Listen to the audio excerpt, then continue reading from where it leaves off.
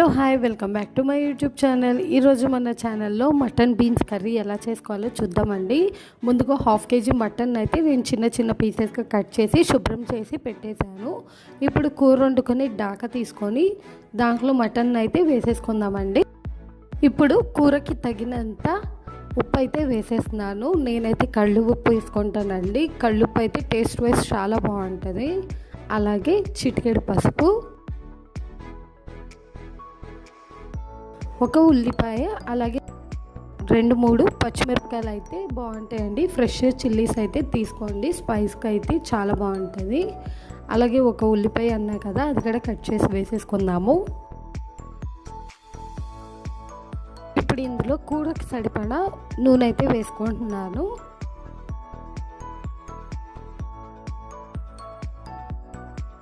అలాగే కొంచెం కొత్తిమీర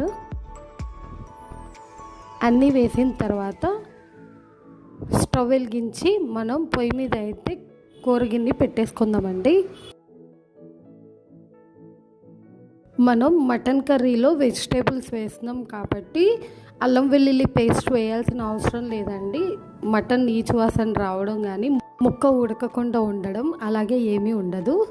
ఇప్పుడు మూత పెట్టేసి చక్కగా ఉడికించుకుందాము. ముందైతే మనం ఇలాగ ఉడికించుకోవాలండి. ఎందుకంటే ఆల్రెడీ మటన్లో కొంచెం వాటర్ ఉంటాయి కాబట్టి ఆ వాటర్ అంతా కూడా ఆవిరైపోవాలి.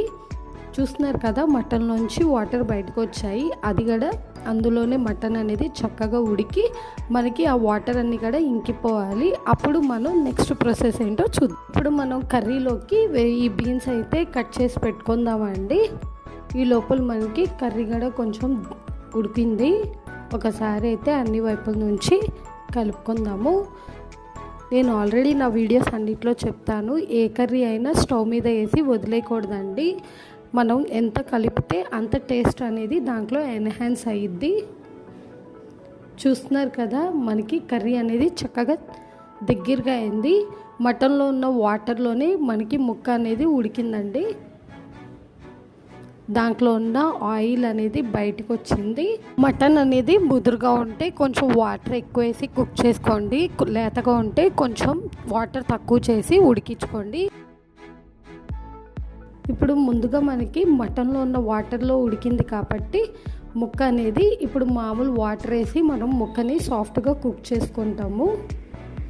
మనకి ముందుగా మటన్లో ఉన్న వాటర్ అనేది ఎవాపరేట్ అవ్వకుండా ముక్క వండుకుంటే అది కసకసలాడిద్దండి. అందుకొని పచ్చిగా ఉండడం, స్మెల్ రావడం అలాంటి ఛాన్సెస్ ఉంటాయి. అలా కాకుండా ముందు